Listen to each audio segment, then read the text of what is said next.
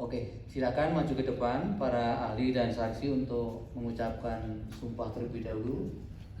Untuk dari siang ini agamanya Katolik, kemudian untuk Muhammad Fatahillah Akbar agama Islam, untuk saksi juga Indra Samurangkir Protestan,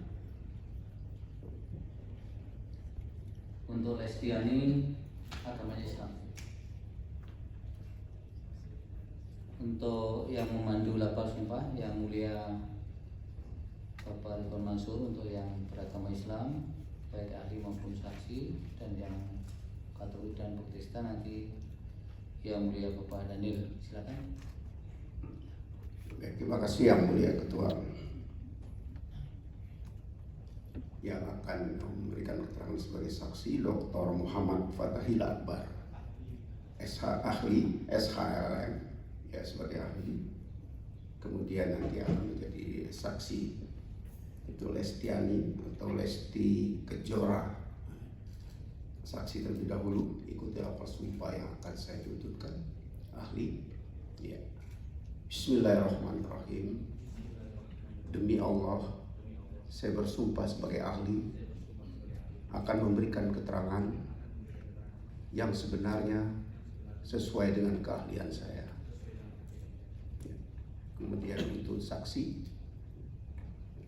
ikutilah apa sumpah yang akan saya tuturkan. Bismillahirrahmanirrahim.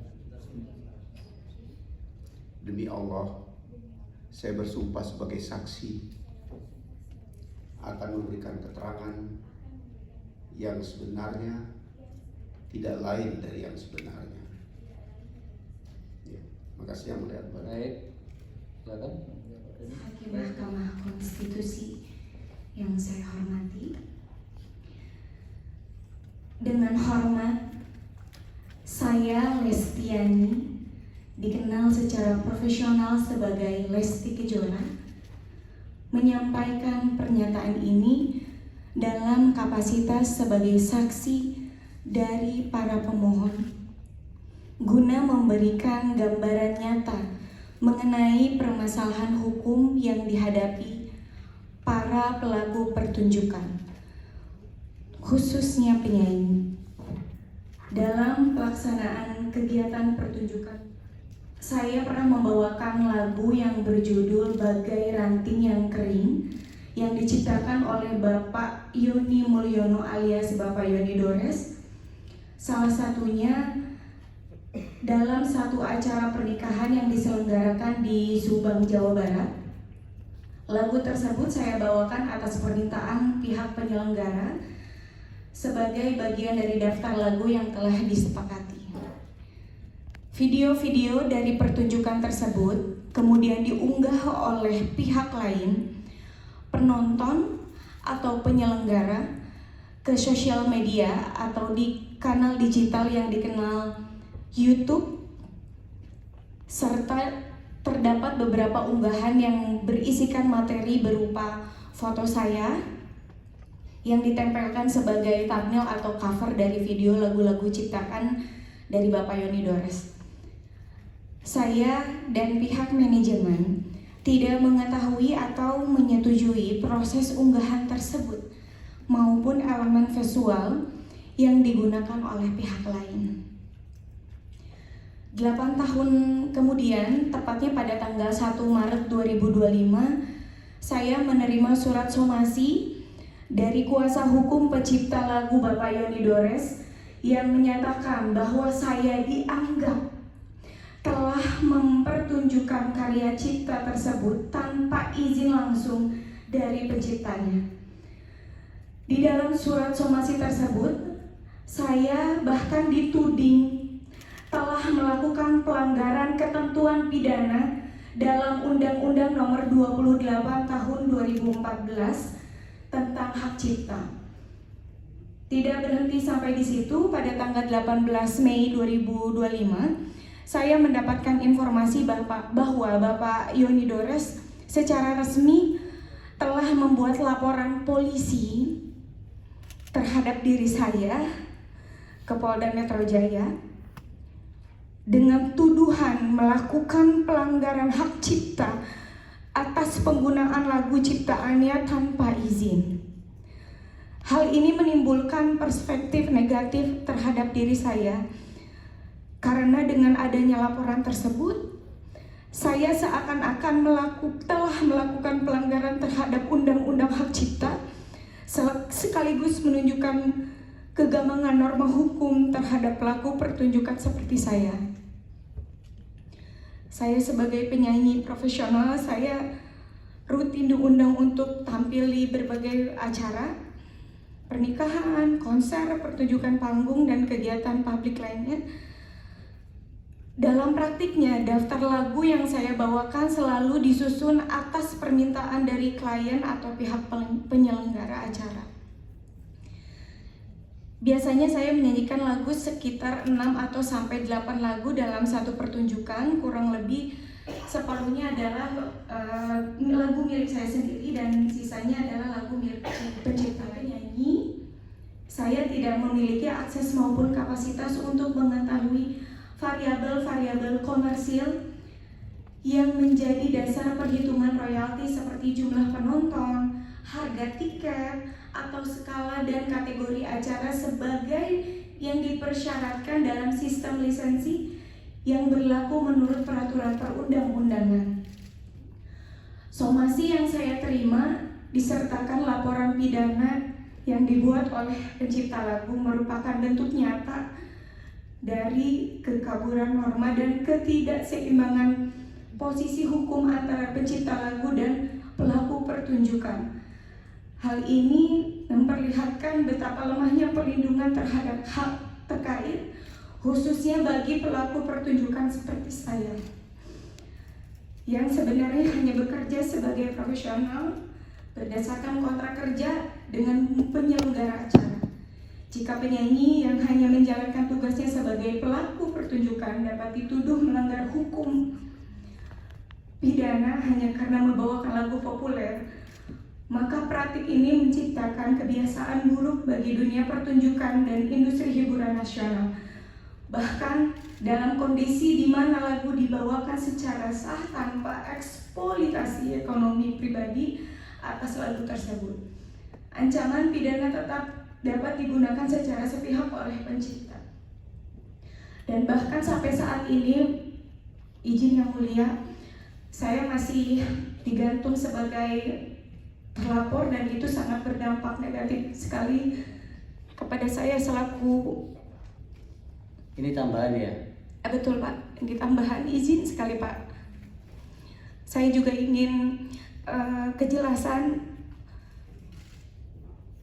Di media saya mendengar bahwa saya akan dihadirkan sebagai saksi atau dipanggil atas pelanggaran hak cipta, tapi sampai detik ini belum ada kejelasan. Jadi saya mohon sekali bantuannya untuk kasus saya ini terkhusus. Terima kasih. Assalamualaikum warahmatullahi wabarakatuh. Waalaikumsalam. Kalau Lesti tidak punya lagu yang dicipta sendiri ya? Di situ duduk.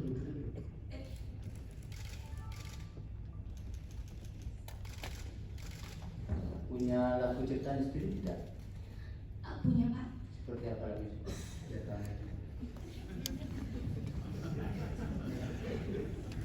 Kalau yang lagu lain jangan dinyanyikan karena sudah bisa diceritakan kan. Kalau ciptaan sendiri kan boleh. Coba satu bait aja. Angin sampaikan padanya betapa rindu ini menyiksaku. Sungguh Jangan tepuk ya. heningnya malamku bertemankan sepi dan dirundung sedih. Ini judulnya apa? Angin Pak. Angin. Kalau Semi yang ciptaan sendiri ketika di Krispati kan ada lagu yang bagus itu. Tapi yang ciptaan Semi sendiri kebetulan yang di lagu di Krispati saya menciptakan ada beberapa lagu tapi dengan gitarisnya, tapi memang waktu itu keputusan memang kita pilih supaya tidak ada potensi untuk saling berdebat, kita pilih lagu yang dituakan di dalam band, yaitu Saudara Badai. Yang selama ini tidak pernah dipersoalkan. Yang selama kalau ini saya menyanyikan. Saya merasa tidak pernah dipersoalkan, Yang Mulia, karena saya tahu banget lah, ini mantan rekan kerja saya, Saudara Badai ini hatinya nggak begitu gitu loh. Tapi Ya sudah, sekarang dinyanyikan dulu. Yang mana itu lagunya? Yang netral ya. saya lupa lagi lagunya karena udah lama, Yang Mulia. Gimana nanti publik kalau yang menyanyikan saja sudah lupa? Iya, kan saya bisa latihan dulu, Yang Mulia. Kalau di request. Yang ingat supaya. Oke, yang ingat aja ya. Bila rasaku dirasamu, sanggupkah engkau menahan sakitnya terhianati cinta yang kau jaga? Coba bayangkan kembali